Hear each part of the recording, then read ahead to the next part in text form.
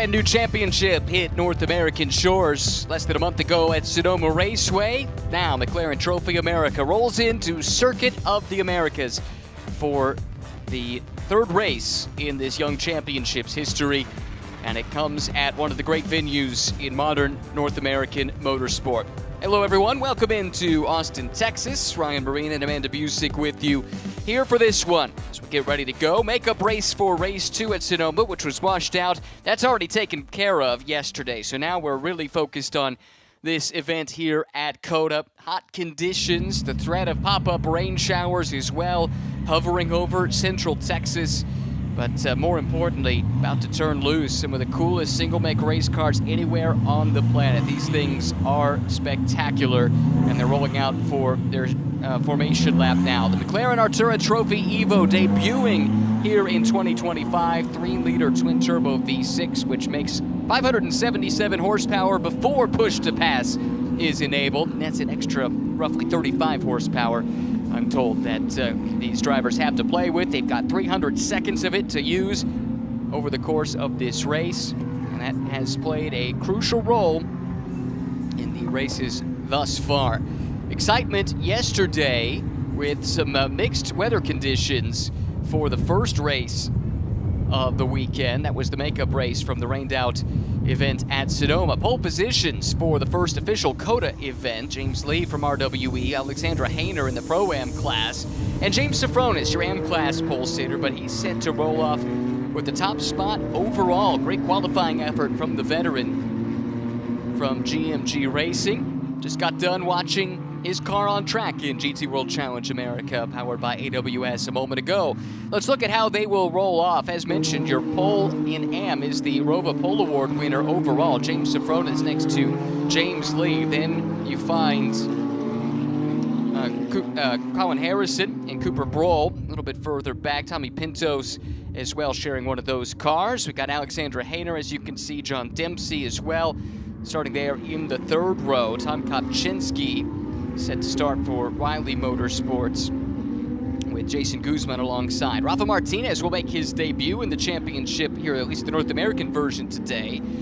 He'll have Brendan Kreutz for company. George Lawrence and Steve Sorbero, who had the incident yesterday, and then out back behind Dennis Teoman and Jeff Cook will be Neil Langberg and Kevin Madsen, I believe, although some of that may have shifted around a little bit post-qualifying. In any event, the lights are already off on the beautiful safety car, and this field is about to go for the second race of the weekend, third of the season, here at the beautiful Circuit of the Americas.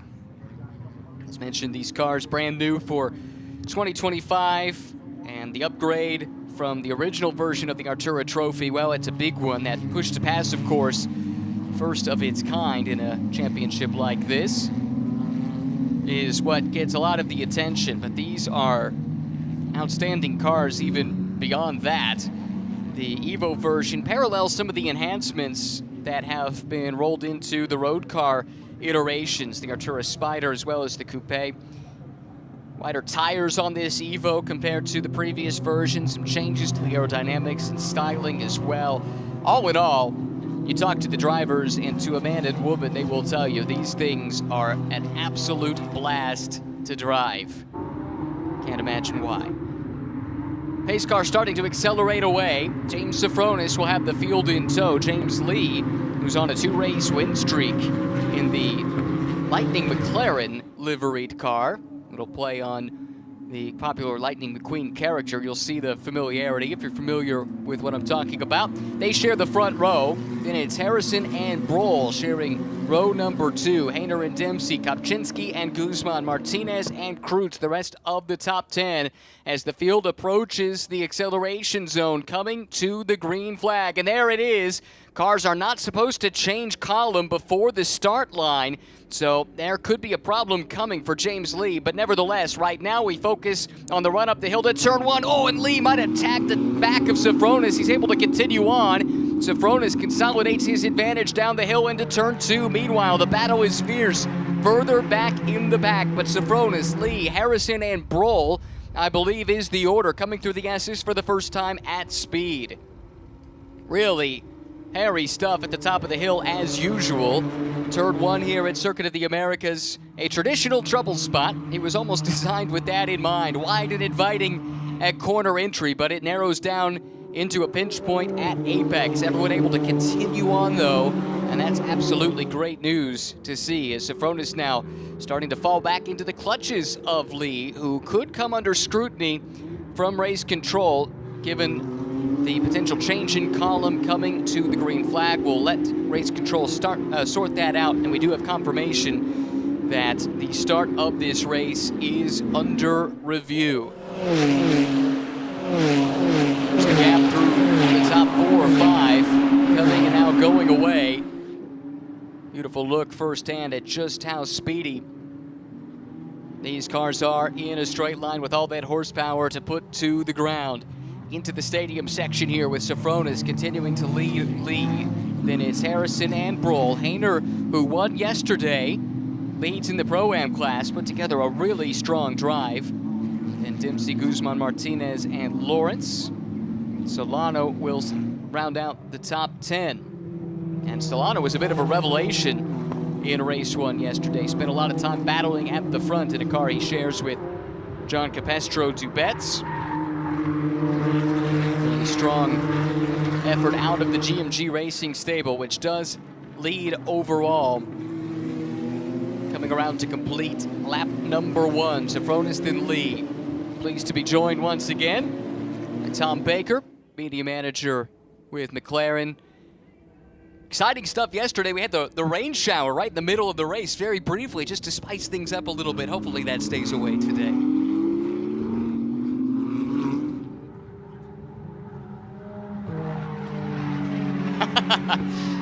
I suppose that's true. I hadn't thought of it in those terms, but yeah, that sporadic random rain shower made you feel right at home, I suppose, even here deep in the heart of Texas. Exactly. Starting to settle into a bit of a rhythm here on the second lap. We'll keep an eye on this battle for the lead. 2 different class leaders dueling for the overall top spot. But Amanda Busick, time to welcome you into the broadcast. What have you found for us down in the pits? Hey guys, yeah, I'm standing next to Tommy Pintos. He was the inaugural McLaren Trophy European champion and now racing alongside Cooper Broll. And as we settle into race 1 here at COTA, though yesterday was the makeup for Sonoma, what do you like about the McLaren here on this circuit? Well, it's my first time around this track. I learned it on Thursday and Friday. And I think it's a really good pairing, the mix between the McLaren Trophy and COTA. It maximizes the use of the car with all of these fast corners, and then obviously in the third sector a little bit slower. But it's a really good combination. I really enjoyed it. As we take a look at Cooper on track right there, just talk about the relationship between you two, and what do you see out of Cooper so far? Well, I think we made a really good relationship. We started working, I met him just through a video call at the beginning of the year, and I think we just made a really good relationship. We're working a lot to make him improve and improve together with the team. He's been doing racing with TCR and TCX and all of these type of car, and it's his first season with a rear-wheel drive car. So it's a lot for him to learn, but we're getting there, we're getting competitive, and we're really looking forward for the rest of the season because we're going to be fast. Good luck today, Tommy, and with this being a Pro-Am pairing, you will see Cooper behind the wheel of that McLaren for 30 minutes, and Tommy will close out this race with the last stint. Appreciate it, Amanda. Great to hear from Tommy. Running into Pro class this weekend, but the point is well made, how they'll split the driving duties here in today's race. Did get confirmation of what we anticipated. Penalty incoming for the Pro class leader. Winner of the first 2 races, in fact. James Lee did indeed change columns prior to the start line, and he'll owe a drive-through penalty. Same penalty issued moments ago to Jason Guzman, who is serving it right now. Hate to see that for Jason, and they'll have to go back to work once that gets sorted out. Not sure James Lee's received the message, though. He's continuing to push on, harrying James Sofronis at the front of this field. Yeah, I'm just looking at the leaderboard to see where Andre Solano is. He's moved up to 7th now, having started from the back of the field after they were handed a back of the grid start because they were out on their driver bias, so driver ballast, sorry. So they're having to work through. Okay, that explains why the order was shaken up a little bit from what I was anticipating. We like to keep you guessing. Well, yeah, and hey, it spices up the race. We know that car is fast. We saw it yesterday, fighting for the overall win potentially. Now, coming up through the field quite quickly, I thought Solano yesterday was absolutely outstanding. First time to COTA, first time driving this Artura Trophy car. Exactly, he's adapted quite quickly to it and been setting some impressive times. So, yeah, we will see how they soldier on. I mean, obviously they're getting to the pointy end of the grid now, so it's going to get a little bit harder for them to come through, but we'll keep an eye on them. Yeah, would have qualified on pole position, if I'm not mistaken, had it not, well, no, second, I guess. James pipped them to that. So. Pole in class, though, I suppose, is Yes, where I was trying to exactly. go with that. Before that penalty set them all the way to the back. And we'll see if they can recover from it. Also curious to see how soon James Lee will make that call to the pit lane. He does it now. Unsurprisingly, you want to get that done as soon as possible because a yellow could cause some problems, bunch everybody back up and make it more punitive. So RWE will call their driver in, and this is so painful. This long run down the pit lane takes about 40 seconds to traverse the entire pit lane at the pit lane speed limit, and all the while your competition is going full bore. And you get a great view of them disappearing up the hill away from you. So. Just to rub it in. Exactly. Opening stanza controlled by James Safronis at the front of the field. That penalty, though, has promoted Colin Harrison up into second on the road, second as well in the AM class. So that is a class battle to keep an eye on. Brohl now leads in pro, and Alexandra Hayner, who had a really strong day yesterday, still leads from pole position in the Pro-Am class, with John Dempsey starting to close in a little bit. In fact, here he is. He's arrived on the scene. That's the gray and kind of navy blue Artura that you see closing in on the black hooded but primarily white Motorsport in Action McLaren that runs just ahead. And now behind, this is the recovery drive, I believe, from Solano, who has knifed his way through this field. He's gotten up to 6th. And now, though, it gets that much more difficult as the pace of the cars in front of him starts to increase as he gets higher up in the field. Yeah, they've closed in quite nicely. I was having a chat with Andrew earlier just on race 1. Obviously, they took a bold move and put wet tyres on, which didn't quite work out. But as an AM driver in John Dempsey, you know, they're learning all the time, and yeah, they were looking for redemption, I think, this time around, make the most of it, and they certainly are at the moment. Lots of laps around this place virtually for John Dempsey. He told me this is one of his favorite tracks in the sim, and of course that's his background. Lots of time spent in sim racing, first year racing here in the real world. Doing a really good job. I thought he was something of a revelation at Sonoma, really strong in the debut of the championship. Gave up the spot overall, at least, to Solano, who continues to make his way forward. Doing a great job to overcome the penalty that set them to the back of the field. Check back in with the overall leader here, James Safronis. Colin Harrison, though, keeping him honest. Safronis just did the race's fastest lap the last time by, but Harrison was only a few tenths off. And a big gulf in the relative experience levels between those two drivers. James has been at this since the mid-90s, where Colin is very much in the early stages of his development. Indeed, that's the great thing about the field. We've got a real stretch of spread of drivers' ages, abilities, and experience. So it's nice to bring them all together and see how they can battle it out. Andre Solano's arrival has broken off the battle for the Pro-Am lead. Alexandra Hayner, with no pressure from behind, has caught Cooper Brohl, the Pro Class leader now. So this is one of those difficult moments to try and navigate as a young driver. It's a car, and it's for position, but it's not for a position that's going to pay you any different points, right? Two cars in two different classes. So how aggressive do you want to be here? Well, she's got 6 of one and half dozen of the other, isn't she? She's got to get past, otherwise she's going to allow John Dempsey to close back in. He let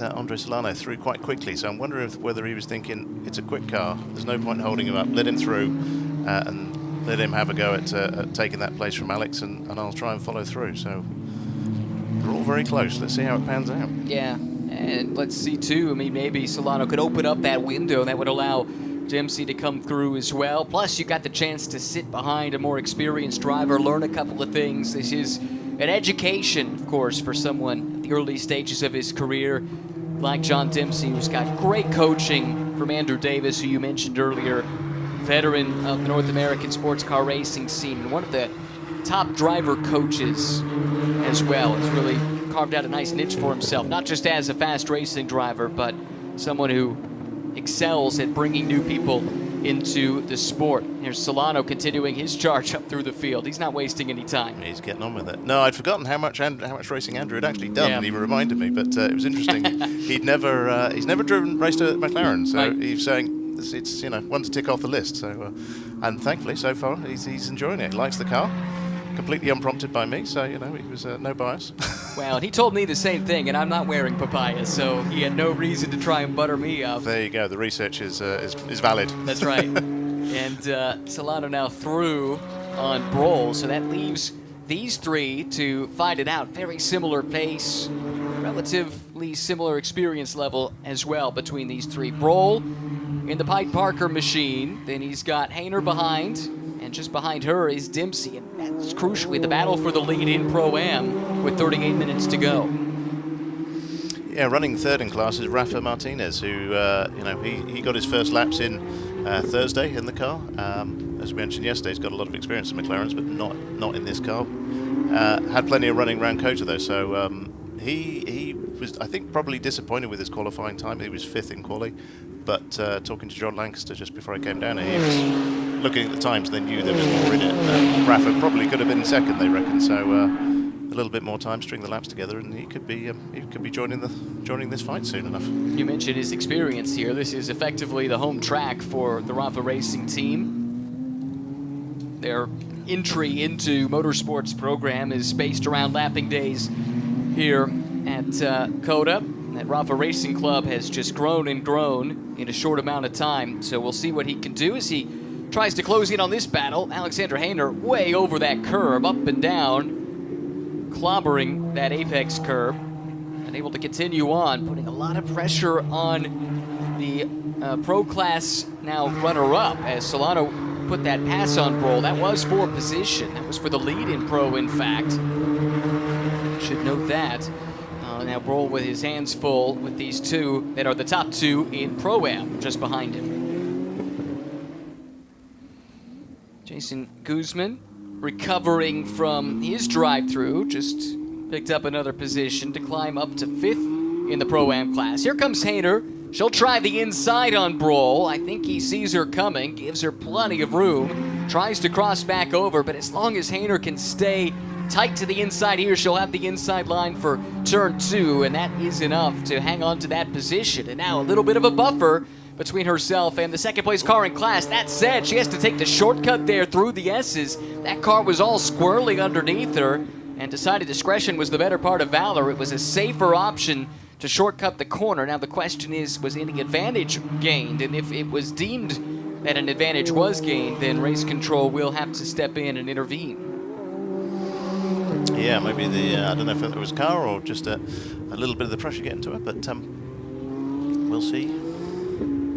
Quick message from race control. This lap, in terms of fast lap, has already been invalidated, and they'll continue to look to see if any advantage was gained. In the meantime, Broll and Dempsey fighting it out, and Broll prudently gives way. This is not his fight. His fight is with James Lee, who's trying to recover from his drive-through penalty, but is a significant margin down the road, sitting there in 8th overall. This was big for Dempsey, though. He needed to get that pass made so he could take the battle up to Hayner for the Pro-Am class honors. I'm not so sure Cooper gave that up voluntarily. He's been on the push to pass twice now since he passed, so I think he wants to get back through, and really he wants to be challenging Andre, who's in front of Alex Hayner there, so he needs to be looking forward rather than back, I think. I defer to you on that, and a good point about the push to pass, and the way that you could tell some LED lights on the front of the car will start flashing. You'll know it when you see it. And that would indicate that the driver in question is utilizing that extra 35 horsepower of push to pass Let's look back at something that happened a moment ago. This was a spin a little bit further down in the pack. Robbie Stockard. Yep. Down in 15th at the moment. Something has also happened to Tom Kopczynski. Yeah, they came late to the grid, so they actually started the race from the pit lane. So I'm not entirely sure what caused them to be late coming through. Yeah, only shown as having completed 2 laps. So try and get to the bottom of that. Amanda has an update for us, though, in the meantime. Hey, Ryan. Yeah, I was able to talk to Eric Filgaris. That Pils Mafia McLaren made its way to pit lane. Bill Riley did tell me that it's an alternator belt that took that 17 McLaren out of this race. But as racing drivers do, Eric Filgaris threw his hands up and said, we'll be ready to go tomorrow. I have no doubt that they will. It's a great team, Riley Motorsports. Jared Andretti, interestingly enough, is helping to run this McLaren Trophy operation for Bill Riley, son of the late and much missed John Andretti, nephew to Michael. And that makes him, what? Well, it's too complicated for me, but a relative of Mario's, let's put it that way. I thought you were going to say 1/8 Formula One champion. Yeah, that's right, exactly. Former champion, though, in this paddock, actually, in GT4 America, going back a couple of years, driving a McLaren, was Jared Andretti. So, yeah, no, we're really pleased with the caliber of teams we've got in the championship for its debut year, having, teams like Riley and Flying Lizards and, big teams that have got a lot of notoriety in motorsport. Yeah, you're exactly right. It's kind of murderer's row of the great North American sports car teams that saw this as an opportunity, and that has to be a real feather in the cap for McLaren as they try and grow this from scratch. It's been proven in Europe, the championship has its merit, but to see the buy-in at this level from so many top teams has to be a real point of pride. Absolutely. I mean, we're obviously very confident in the product we've got. We've had run it in Europe for the past 2 years, and it's growing, and we wanted to launch over here. But yeah, you're absolutely right. Having teams of that caliber really adds, I think, a kudos to the championship that hopefully will act as a draw and the grids will grow. That is the plan, and we want to have... Whoa! It's not the ideal racing line through there, but... Not the only thing that hasn't gone right today, in the race at least, for Andre Solano. Had that penalty that wiped away the class pole, but despite that, Solano has come from the back and now moved into 2nd overall. He's made some quick progress there, hasn't he? So... Not bad for someone who had never been to this track prior to this week. Andre, super experienced, racing primarily in Central and South America. And you were telling me yesterday, has run in a car that's effectively the big brother to the 720S GT3 that's racing here this weekend in GT World Challenge America. Exactly, yeah. He normally races the GT3X. So, yeah, so he's got some experience of powerful McLaren, so, and he seems to be putting to good use so far, I'd say. The stopwatch would agree. It's been really quick. Best lap at a 2:10.4. It's not the best lap in his class. James Lee has that honor, but James has needed to have that pace as he tries to overcome the drive-through penalty. Dempsey and Hayner for the lead in Pro-Am, and John Dempsey has tracked her down and made the pass. Alexandra, though, will not go quietly. She poked the nose to the inside. Oh, Dempsey checked up a little bit at apex there. Hayner closed in rapidly. Heads up driving, no contact. They continue on. But what a great performance from Dempsey. Just his 3rd ever race. And he has driven to the front in class. That was well played. He's obviously that move has been several laps in the making, but he still made it count. He took the opportunity when it presented itself and didn't get held up in the rhythm that sometimes drivers do. So that was well played. Runner-up in the season opener at Sonoma, Dempsey and Andrew Davis. As you mentioned earlier, didn't quite play the strategy right with the rainstorm yesterday, electing to go to wet weather tires. The rain stopped, track dried out rapidly, and that left them languishing down the order, but showing a lot of pace today, and the team car is too, as mentioned. Lee has the fastest lap of the race right now, and he has run down his next target. This is Rafa Martinez, who is making his Series North American McLaren Trophy debut. Martinez lets it stay out wide, opening the door to the inside, and Lee will take that position away. I think we're into the pit stop window effectively as well for some of the classes, as Cooper Brohl has brought his Skip Barber Racing Team car to the pits and the attention of his crew. There it is, right on cue. They've timed that just perfectly to get inside the window there. So, but that now moves James Lee up a position. So they've now swapped.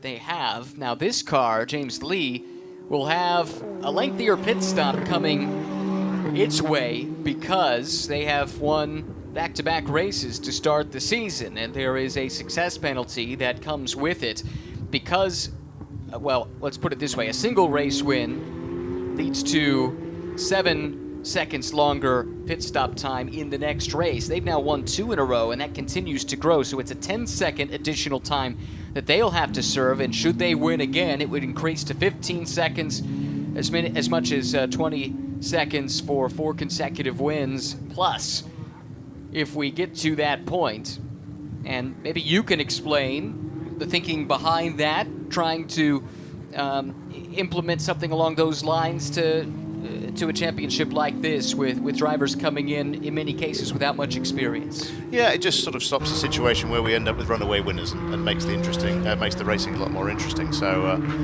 as you say, they will serve a 10-second penalty when they come in. Cooper Brohl, they only had 3 seconds to serve on top of their pit stop. So there's a 7-second deficit there that or advantage that they can gain there to just bring them back into the race. So. Yeah, that was Neil Langberg, by the way, being helped out of the car. He's under the weather this weekend. In fact, yesterday didn't race at all, which is why the car that it won on the road, Kevin Madsen, did the race solo, but because it wasn't announced as a single driver lineup prior to the race, that car ended up being disqualified. But Kevin's super quick, and he'll climb aboard now that Neil has climbed out. Great to see that he's feeling up for the race today, but you could tell he was pretty tuckered out, not feeling his best, and it is a hot, hot day, even with the air conditioning that's available to you in these McLaren Artura Trophy Evos. Exactly. No, pleased to see that Neil is feeling much better. He wasn't looking great yesterday, but he's fighting fit again and done his stint now. They finished 3rd overall in class before. Obviously, that they were knocked back. But Kevin was very quick yesterday and did a great job. He's a very quick AM driver, so we'll keep an eye on them as well. Yeah, he's one of those that maybe the AM moniker, he gets it because he hasn't necessarily raced a lot at a super high level, but any time he turns up, he goes fast. Another one of these really good driver coaches. And so much now of sports car racing is pairing coaches with their students and getting them to share the car on a weekend. They can share notes. Everyone is working from the same bit of data. It just helps the new drivers along so much, and it's what makes a format like this so successful. Absolutely. Well, Kevin is actually already a race winner in McLaren Trophy because he came and did the Misano races to open the season last year. So he was racing with Optima Motorsport. They won round 1, and he was pretty convincing. They would have run round 2 as well, but it came down to they had a penalty, and I think the gap was less than a second, like a 1/10 of a second of the line. So, we know how quick he can be. So, speaking of penalties, Steve Sorbero has one coming his way. It's a stop and go for a pit lane speed violation. So, it was a rather significant violation, it would appear. Good to see that car back out on track. It was damaged yesterday. The only car that ended up, I think, hitting anything when the rain suddenly came down in the first couple of laps of the race yesterday. So I'm sure that crew from OMS, Orlando Motorsports Services, had a lot of work to do to get that car in fighting shape. They did, yeah, but pleased to see it's back in one piece and running well in the race. And actually, before the race started, we did see someone walking off with the the rear bodywork. A fan had procured that and was taking it home, so that's probably a piece of wall art somewhere soon. Souvenir for some lucky fan. Exactly. How about that? Well, the access you get at these race weekends as a fan is second to none, and that might illustrate the point better than just about anything else. We're still waiting on a couple of pit callers, including this one, John Dempsey, as well as second place Alexandra Hayner. Rafa Martinez as well still owes a pit stop. Sofronis, who's driving solo, has made his stop. They're just waiting for the time to elapse. Having checked the tire pressures, they'll send him back out on track, and we'll see where he blends back in relative to John Capestro Dubets, who's now in the car that Andre Solano started.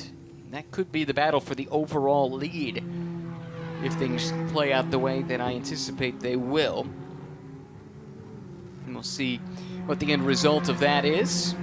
A look in at the Hooper Street racing car, dad and lad pairing with Bob and Robbie Stockard. And I heard a cool story about the reason that team is called Hooper Street Racing. Evidently, that is where Bob Stockard met his wife. And so Robbie's parents met on a street called Hooper Street. And so they named the team in honor of that, which I thought was quite touching. Yeah, very nice. And always cool, too, to have that family connection, the chance to share the car with your dad is a special thing. They're having a lot of fun as they make this big step, coming from lapping days primarily in McLarens, but into competitive racing, and took a big bite out of the apple coming straight into McLaren Trophy. Exactly. Well, they drove very well yesterday, and they were the beneficiaries of the Race for RP car, and took their first podium. Yeah. So great to see them up there yesterday. Yeah, very good point.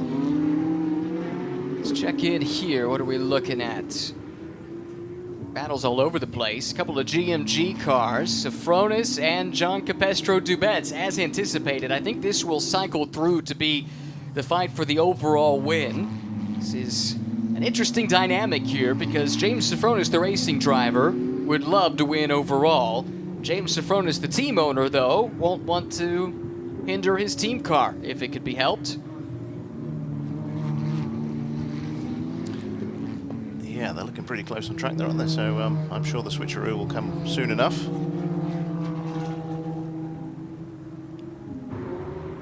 See how they elect to play it. Yeah, and we can see looking down the order that how the pit stop penalties have played out, because Tommy Pintos now on board the 919 car is now ahead of Casey Dennis. So, and they've got a little bit of an advantage there as well. So, yeah, that switches it up and makes it a bit more interesting for us commentators. Yeah, it certainly does. And I think you're right that the time spent in the pit lane might be the difference there. It was about 9 seconds difference between those two, and that is in part due to that success penalty that we talked about earlier. Definitely hard to overcome, but it spices things up for us, so I'm not complaining. Exactly. Leaders making their way through some traffic there, able to deal with it. Again, not the leaders at the moment, but this is de facto the overall lead between these two GMG racing cars. I think John Dempsey will be able to take a screenshot of the timing screen right Yeah. now. He's running P1. Always nice to see. Done a really good job. Has the fastest lap in class. Not by much. Alexander Hayner in this car, pretty close. Already a race winner here this weekend. And now makes the call into the pit lane. Her drive time is fulfilled. And the veteran Canadian, Jesse Lazar, will climb aboard. As he brings a lot to the table. He's been racing GT4 McLarens quite a bit in IMSA over the last few years. Former 24 Hours of Daytona class winner as well. It's a nice timepiece as a memento. There we go. We'll be getting aboard that car in just a second. Yeah, as you say, they've had some great success racing the GT4 in IMSA and Michelin Pilot Challenge. So they've been race winners in those championships. So it's great to see them here. Came very close to a championship back in 2019. Driving alongside Corey Fergus, whose father, John, is a big part of the SRO America family, race director for TC America. It's all in the family in motorsport, it seems. Of course, Alexandra Hayner, also a second-generation racer in her own right. Yeah, as you say, runs in the family, runs through the blood. We were watching John Lancaster just helping Rafa Martinez there at the pit stop, so John getting on board. He hasn't had that many laps in the car since we started this weekend. I think it's been deferring to Rafa and letting him get the mileage in. But John, very, very experienced racer. Not many things that he hasn't raced. Yes, I noticed that when I was going through his bio in preparation for this. Of course, won LMP2 title in European Le Mans Series back in 2015, but has driven as high as the GP2, which is now F2 level. He's been a race winner at that level, then a lot of sports car racing in subsequent years. And he and Rafa paired up a year ago in GT4 European Series for a good chunk of the races, driving the GT4 version of the Artura. And had a pretty good run of things in that time. Had a podium, a couple of poles. Did John? Yeah, that's a fiercely competitive championship. They've got grids of 50-odd cars. Yeah. So trying to make your way through there is no mean feat. Do have another penalty, unfortunately, to pass along car 52. That is Chris Likewise, who's in the car at the moment for a pit lane speed violation, stop plus 30. So that must have been big. That's the car Jason Guzman started. So they've had their fair share of penalty issues, unfortunately, here in the second race of this weekend. Battle for the lead now, hotting up. And James Sofronis has had to give way. John Capestro-Dubets is through, and now with John Dempsey pitting from the lead with 18 minutes to go, I think this will cycle through to be the lead overall. But JCD finally got the move made, and you have to be circumspect when the guy you're trying to pass is also your boss. Yeah, but the boss has just come back through. James. Oh, no, you're right. Yeah, it's hard to tell. Almost identical They were going liveries. side by side there. We need to do something about this. Get them changed you over. have a word with him, would see you? what we can do. But don't tell them it came from me. Then I'm not going to be blamed. We'll go for you. All right. And there's Dempsey in the pits. Here come the leaders through as anticipated. JCD to the front, driving with his second different co-driver already this season. Andrew Genesi was fantastic at Sonoma. Andre Solano has been too. And we all anticipate very much KC Kevin King getting aboard, as was the scheduled plan at the beginning of the season. Can't wait to have KC joining us in the paddock down the road. Here's a look at JCD at least. Solano was a late call-up, so we don't have a picture of him. But we saw him smiling yesterday. He was having a great time with this opportunity to come and race stateside, get plugged in with a great team like GMG. And you never know, performances like these can open some eyes, might open up opportunities in the future. Yeah, as we said, he's come in with very little chance to prepare for it, been dropped in from a great height and acquitted himself well. So, well, certainly have opened some eyes, I'm sure. Handling this challenge of jumping in an unfamiliar car and an unfamiliar track with aplomb. John Capestro-Dubets leads overall. Sofronis, though, continuing to lead in AM. He was the overall pole sitter for the race today. Pro-Am leader runs in third, Jesse Lazar. So top three on the road are the respective leaders of three different classes. How about that? Exactly, and Jesse and Alex, they've got a decent cushion there. They're the next Pro-Am car behind is John Lancaster. And, he will be interesting to watch come through, but they've got a 10-second advantage at the moment. So John's got a bit of work to do to be challenging for the lead of the Pro-Am class. Does. It's Jesse Lazar getting up to speed, leading in Pro-Am. Tommy Pintos and Colin Harrison. That's an interesting combination there. Tommy, of course, the inaugural McLaren Trophy Europe champion, and he's got the second place car in AM, Colin Harrison, behind. Tommy very much a part of the McLaren family, named a McLaren graduate driver, and this is, you could talk to this, part of McLaren's initiative to try and bring young talent into the driving roster with the goal of promoting ultimately up to the factory driver level. Absolutely, yeah. We're growing as a company in the GT business, and part of that is having drivers to supply to teams. So we having brought on the One Make Championship, part of that is actually growing driving talent. So we now have in Europe we have the McLaren Trophy Academy, of which there are 10 members that we will be keeping an eye on and giving them courses and helping to nurture them with a view that they will then become graduates. Not all of them. The ones that flourish and catch our attention will be invited to join, as Tommy is, and Josh Rattigan is another one of our academy drivers. But it's the first step on that journey of becoming a factory driver. We can work with them, bring them through the categories, and take them up to being fully fledged factory drivers, of which we've got Marvin Kirchhoffer, who put it on pole quite convincingly today at Silverstone in the British GT Championship. So, we've got a couple of other exciting drivers who've joined this year as well. We've got Joseph Loke, who was the Aston Martin Autosport BRDC Young Driver of the Year in 2023. So he's an exciting talent. Adam Smalley also joins him as a junior pro. So we've got some really great talent on board now, and it helps grow. We can provide these drivers to our customer teams who are really looking to make a mark. So. And not just GT seats to fill. Looking down the road, great announcement recently that McLaren will be represented on the prototype field as well. Don't know what you're talking about. No?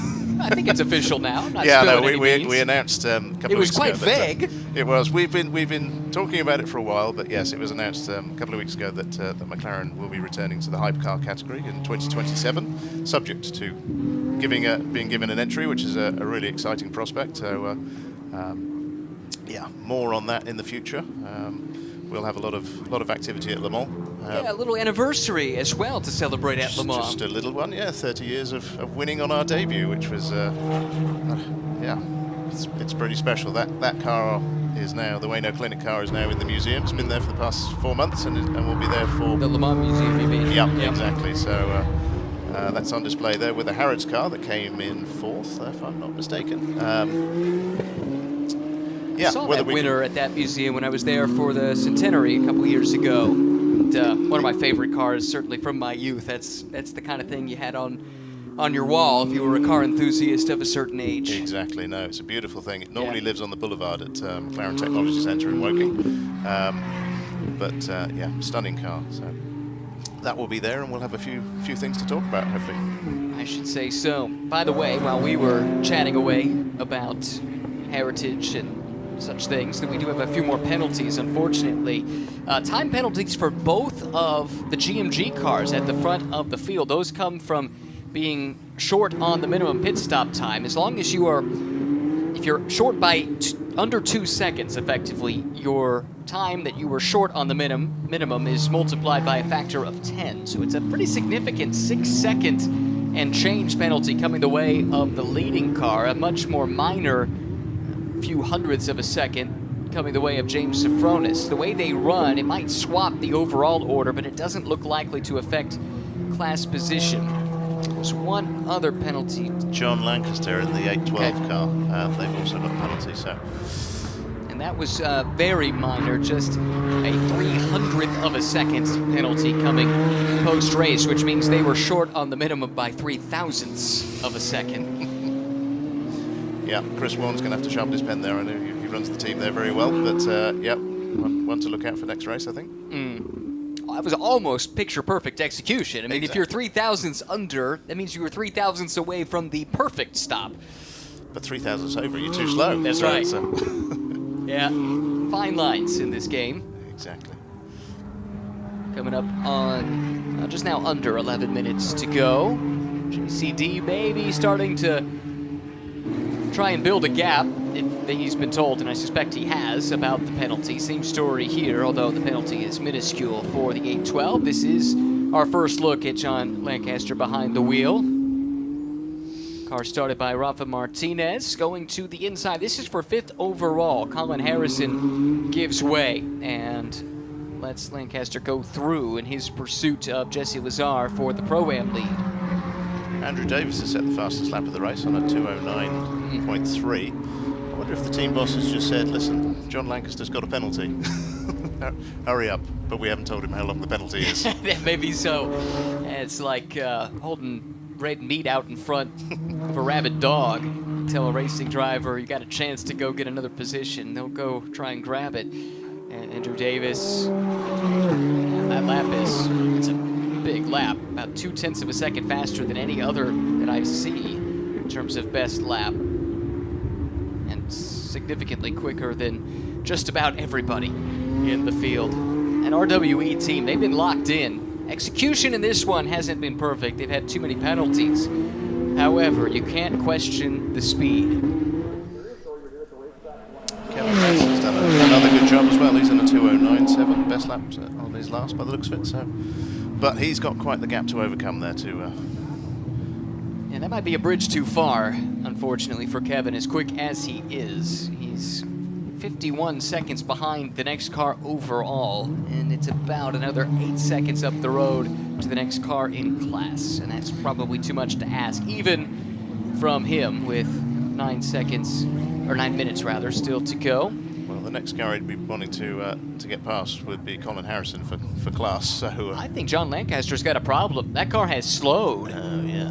That you do not want to see. This was the second placed car in class, and something is very much amiss. These things have been pretty close to bulletproof through the first 2 races. And only one issue I can recall during the race at Sonoma, and a pretty clean run yesterday. That's a shame, because they were looking good for a podium on debut here. But, we'll have to see if they can get that back to the pits and remedy it. Yep, and with an eye, of course, on tomorrow. The third and final race of the weekend still to come. Lancaster is shown as in the pits, so it does look like he was able to make it around. And a veteran like John would have probably suspected there was something amiss and taken proactive measures to ensure the damage, whatever it might be, was limited. Exactly, so that moves Andrew Davis now up into a clear second, and Caelan O'Connell is currently 4th in Pro-Am. He should come through and take that final step on the podium. So that would be fantastic. Another second-generation driver. We've talked about how this is a family affair, and I saw his dad, the legendary Johnny O'Connell, in the paddock earlier in the weekend. Great to have Johnny O on site. He was hoping to be racing this year, but his neck wasn't quite up to it. But he's not done. He'll be the first to tell you. He still has designs on getting back in a car. And, you know, Johnny O'Connell in a McLaren sounds pretty nice to me. Yeah, we'll have to see what we can do with that. I think you should. Father-son entries are always good stories. So. Indeed. And he's still fast. He might, and he's a bronze as well, which could open up some opportunities for him. Yeah, it's an interesting thought to chew on. Great to see Kanan get this opportunity. Won races at the touring car level, but he's really been out of top line racing for some time. He's been coaching and staying active, staying on track, but this is a big chance for him to showcase his significant talent. Right now, turning some good lap times in the car that has been promoted up to 3rd.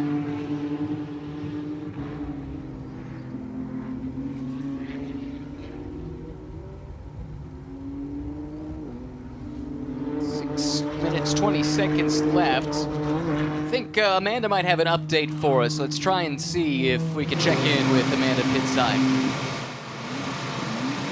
Hey Ryan, yeah, I'm down by RWE Motorsport as they take in some of these penalties. It looked like the team was reacting to Lancaster coming onto pit lane. That will promote Andrew Davis underneath to that P2 finish. It seems like they're very happy. They had that pit stop yesterday that just was kind of a long pit stop as they elected to put on the wet tires. Right. But also I want to add on to the pro team with James Lee and Casey Dennis. I did catch up with James. He wanted to say that he's going to take a look at that start after this race. Talked about looking out of his peripheral and you know, just as you grow as a driver and wanting to reflect back on that replay, but said that they will be ready for tomorrow, and today would have been an easy win for them without that miscue. Interesting. An easy win. Those are hard to come by, but certainly that car has been super quick all weekend long. They won yesterday quite handily. The penalty in question that Amanda alluded to, going back to the very start of the race, James was deemed to have changed columns prior to the start line. That's caught a few people out here this weekend. It's not a new rule, and James has driven in series that have had that rule in the past, but sometimes in the heat of battle it can be overlooked, and it has cost them a good result, unfortunately. Casey Dennis is in the car now. Still looks like it could be a podium run. Well, it will be, I guess, by default. But we'll see what Casey can do to try and get up a couple more positions overall. He's running down Colin Harrison right now. That would be 5th on the road, but still only 3rd in class. Jesse Lazar leading in Pro-Am. Alexandra Hayner set the table nicely for him in her opening stint. Seen her in a couple of different championships over the last few years, but this weekend here has been really eye-opening as to her potential. Excited to see where her future heads in motorsports, but the present certainly seems very exciting. Yeah, she's certainly really impressed in the few races we've had so far, so be interesting to keep tracks on her career and see where she goes. Was Casey Dennis giving way to Andrew Davis, not for class position. Davis is absolutely setting scorching lap times here as he continues his charge up through the field. He's got a long way to go and a short time to get there to get to the lead in class, but that's not going to stop him. Continue to push.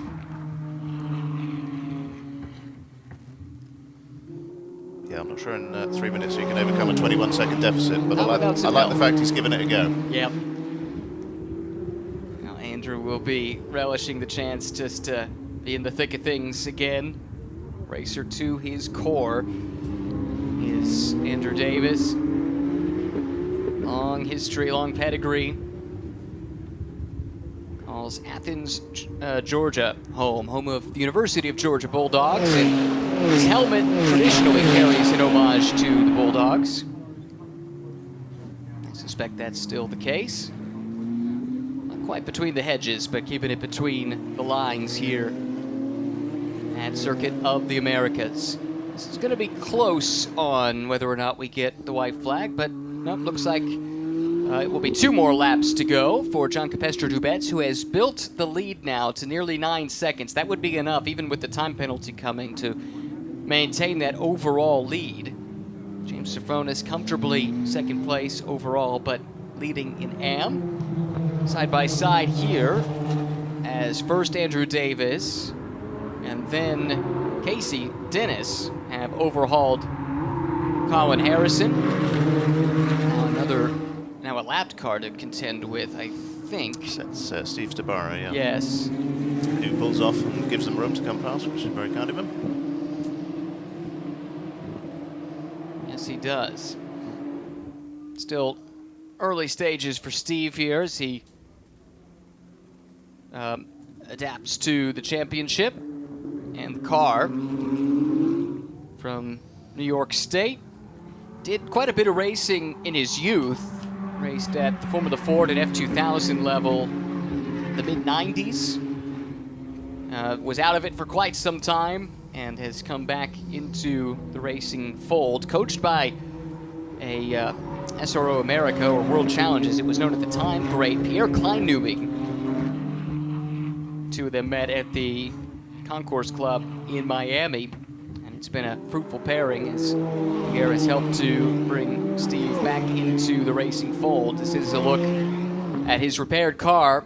The Orlando Motorsports Services crew had some work to do last night after the crash in race number 1. And Steve right now running solidly in 11th, 5th in class. Just 40 seconds to go before the checkered flag will come out. John Capestre-Dubets will see the white flag next time by.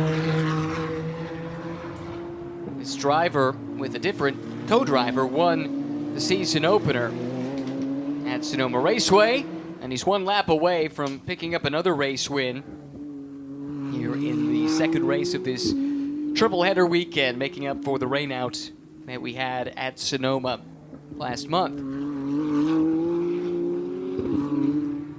Really quick driver, though. Championship in GT4 America Silver competition last year.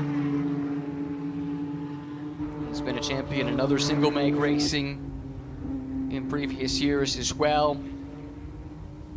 What a pairing he was with Eric Filgueres, who was due to share a McLaren here in this race with Tom Kopczynski. Unfortunately, that car dropped out early. But JCD and Eric teaming up to win 4 races, along with 9 podium results in their championship run in GT4 America last year. Now both drivers migrating over here to McLaren Trophy. Giancarlo Dubet's doing what he does, cruising out in front with a commanding lead over his team boss, James Sofronis. James started on the overall pole, great lap in qualifying, and he has run more or less untroubled towards the front of the field. JCD put a little pressure on him before the 2 teammates sorted things out, and very early on, James Lee was hounding him for the overall lead before James had to make the call to the pit lane to serve a penalty. But since then, it's been a bit of a lonely race for James Sofronis, solidly in second overall, but leading the AM class. And the Pro-Am leader, Jesse Lazar, they're looking to go back-to-back. He and Alexandra Hayner. Talked yesterday, did Alexandra, about putting the disappointment of Sonoma behind them. He did it in a big way, and now looks like they'll be set to celebrate back-to-back wins here at Circuit of the Americas. Here comes JCD through the final corner for the final time. Checker flag waves, and Giancarlo Dubets teams up with Andre Solano. There is Andre. They are race winners in McLaren Trophy America here at Circuit of the Americas. James Sofronis comes across the line. He'll take the AM Class victory. Pole to checkers in the AM Class for James Sofronis. And for the second straight day, it's motorsport in action. Jesse Lazar and Alexandra Hayner will celebrate with the champagne here at the home of the U.S. Grand Prix. Congratulations to all 3 of them. Tommy Pintos, what a drive to get up to 4th overall. Really strong result. 2nd in class. Davis crosses the line 2nd in Pro-Am. Casey Dennis will have to settle for 2nd in Pro. That penalty proved costly with no cautions to reset the field after the early miscue. Also, of course, carrying that success penalty that made for a lengthy pit stop. That did not help in the recovery drive, but such is the nature of success, I suppose, in McLaren Trophy America. Cool down lap is underway. JCD will celebrate for the 2nd time this season. Apparently, I shortchanged him a win last year. Should have been 5 wins along with Eric Filgaris en route to the championship. Thanks for keeping me on my toes, Eric. Sorry it didn't go well for you guys today. But we'll, I'm sure, see that Riley team bounce back tomorrow. Filgaris and Kopczynski on the podium in the season opener. Nice to see a little bit of fresh blood in the form of James Sofronis standing on the top step. His son, Jensen, is doing some racing here this year as well. Jensen, in previous years, had been a bit impatient with James. He kept standing on the podium but not winning, and so he was getting some pressure at home, was the elder Sofronis from the young prodigy of a racing driver he's raised. The Sofronis family can be plenty happy with the outcome today. Not just a win for Dad, but also top 2 overall positions to GMG cars and a pair of class wins. Fantastic stuff. They also have had some strong running today in GT America and GT World Challenge America, including a win in the GT America race earlier in the afternoon. A look at the unofficial results. Solano and JCD by 8.3 seconds on adjusted time over Sofronis, who ran solo once more. Hayner and Lazar, winners in Pro-Am. Broll and Pintos, like their time is coming. Cooper's getting quicker as he adapts to the car, and Tommy, he knows his way around these McLarens, but he's learning all the tracks for the first time. Solid effort, though, to get to 2nd in class, 4th overall. What a stint from Andrew Davis, picking up the baton from John Dempsey, who drove to the lead, at least temporarily, in the Pro-Am class. sure exactly what cost them on that track position. We'll have to get to the bottom of that. But ultimately, they'll settle for a fighting second ahead of James Lee and Casey Dennis, who end up second in their class today. Make that third in their class today, excuse me. Colin Harrison from Tech Sport ahead of Kevin Madsen and Neil Langberg, Cook and Teoman, O'Connell and Kreutz, the rest of the top 10. Here's a look back at the first race of the weekend. Crucially, the red McLaren of James Lee switching columns there with the initial start. Drive-through penalty took away any real chance at a win here today. They'll settle for third instead. James Safronis led early on, but it was Andre Solano from the back. They were penalized, remember, after qualifying, and had to come up from the back of the field. Solano did the lion's share of the work and set the table nicely for JCD to finish it off. That was the pass for the lead at the time in Pro-Am. John Dempsey around Alexandra Hayner. Ultimately, though, those positions reversed in the final analysis. Speaking of reversing positions, the two GMG teammates swapping the overall lead back and forth, but John Capestro-Debets ultimately came away with the advantage, which he nursed to the checkered flag, and despite a penalty post-race, time penalty, he held on for the overall win as well as the win in Pro, as Safronis took the victory in Am. This was John Capestro-Debets crossing the line, seeing the checkered flag before anyone else. He will celebrate his second win with his many teammates here in 2025. No such revolving door of teammates for James Safronis. He's a solo driver in the Am class. He gets the win. And motorsport in action for the second straight day. Winners in Pro-Am. Let's hear from the winners now with Amanda. Yeah, it was a big number one finger coming out of that McLaren for JCD. And Ryan was just talking about the roster of drivers that you've had so far this season. What is the trickiest part about that when you consider wins? You just build camaraderie with all of them. Hi, Andrew. We miss you here. We wish you could be here. It's been awesome get to build these relationships and work with so many unique individuals. I was blessed to get such a gifted teammate this event, and to see him drive through the field and put us in a position to win, especially after I made the mistake in the pit lane. Wasn't going to let these boys go down, so I'm very glad we were able to pull that off, and thank you to the man upstairs for putting us on the top step today. Well, congratulations to our Pro-Am winners and our Am winner. You saw James Safronis reach into the back of that interview. Great race here for race number 1 at COTA in McLaren. That's right. Second race of the weekend. First official COTA race, as the first one yesterday was the makeup from Sonoma. Third race of the weekend comes up tomorrow. McLaren Trophy North America rolls on here at COTA.